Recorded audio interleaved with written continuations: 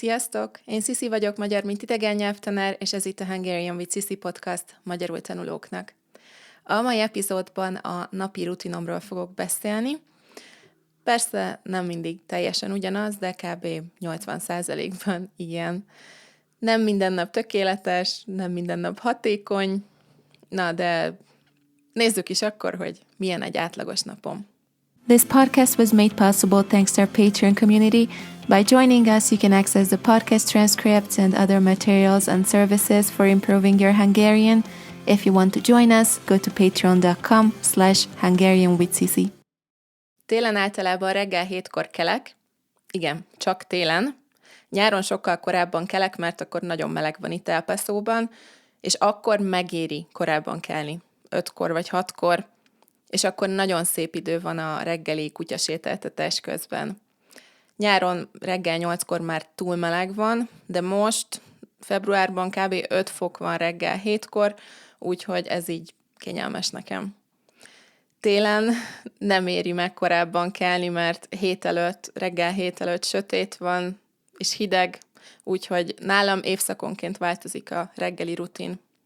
Szóval 7-kor kelek, fogat mosok, felöltözöm, és kutyát sétáltatok. Van egy kis park a ház mellett szerencsére, 1 perc gyalog, úgyhogy oda szoktunk menni.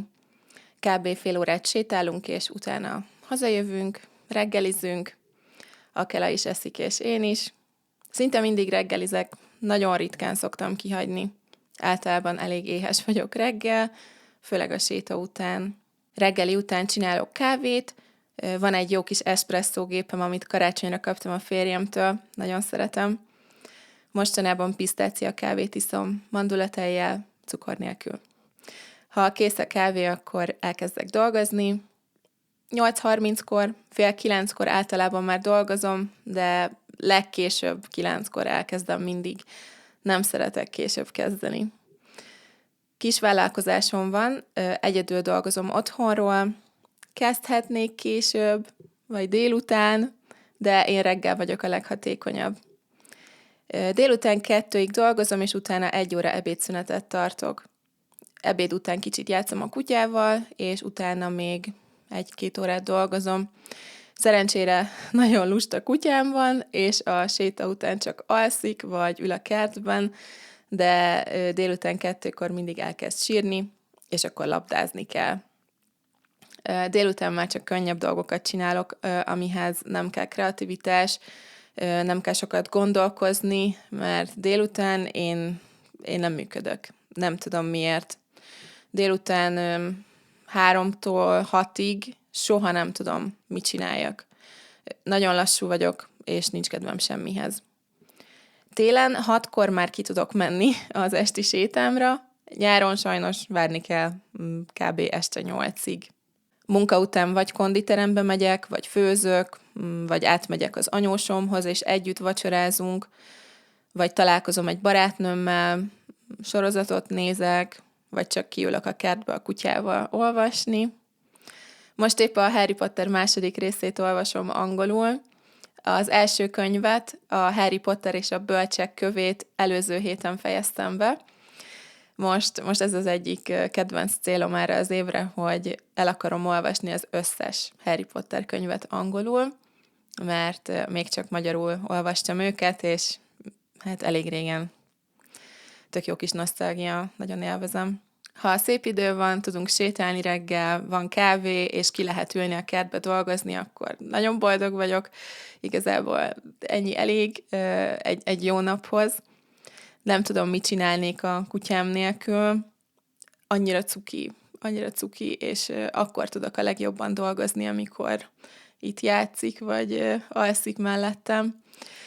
Úgyhogy ilyen kis nyugis napjaim vannak általában, szerencsére.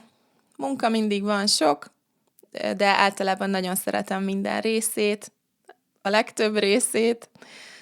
Most kicsit stresszesebb periódus időszak van, mert november óta egyfolytában beteg voltam, és videót és podcastot nem lehet csinálni betegen, úgyhogy sajnos nagyon elmaradtam ezzel, de már jól vagyok, úgyhogy februárban remélem, hogy fogok tudni előre dolgozni megint.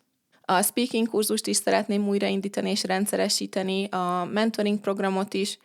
A honlapomat végre befejeztem, és vasárnap jön egy új e-book is, Short Stories in Hungarian. A podcast és a Patreon az állandó heti munkám, de közben mindig vannak újabb, aktuális projektek is, és van, hogy 10-12 órát dolgozom egy nap, de általában 6-8 órát.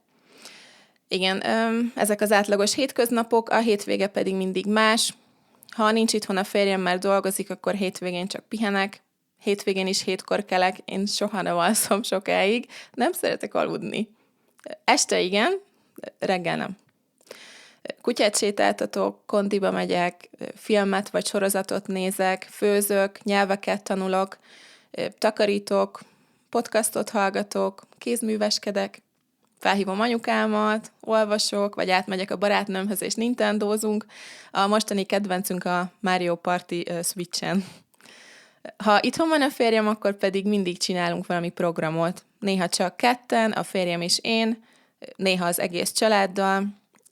Nagyon szeretünk például együtt enni, és áthívni a családot, és sütögetni a kertben, vagy moziba menni. Ebben az évben megbeszéltük a férjemmel, hogy több rövidebb utazás lesz egy-egy hosszú hétvégére. Januárban voltunk síelni Új-Mexikóban, az nagyon jó volt. Sajnos utána nagyon beteg lettem, pedig akartunk menni februárban is. Februárban már nem lesz kis utazás, de márciusban Las Vegasba megyünk egy hétvégére egy barátunkkal, az is tök jó lesz. Amikor elutazunk, akkor a sógornőm, a férjem húga vigyáz a Kelára. Nagyon szerencsések vagyunk, hogy tud segíteni. Egyébként nem megyek el itthonról sehova sok időre hétközben, mert nem szeretem sokáig egyedül hagyni a kutyát, és nagyon szeretek vele lenni. Írd meg a kommentekben, hogy neked mi a kedvenc részed a napi rutinodban. Nagyon kíváncsi vagyok, és tök jó lenne olvasni. Vasárnap jön az új e-book, a linket a webshophoz megtaláljátok a leírásban. Ha pedig szeretnétek, hogy a magyar tanulás is fixen a napi rutin része legyen, akkor várok mindenkit szeretettel Patreonon, ahol minden segítséget megadok ehhez. Nem sokára találkozunk a következő részben. Sziasztok!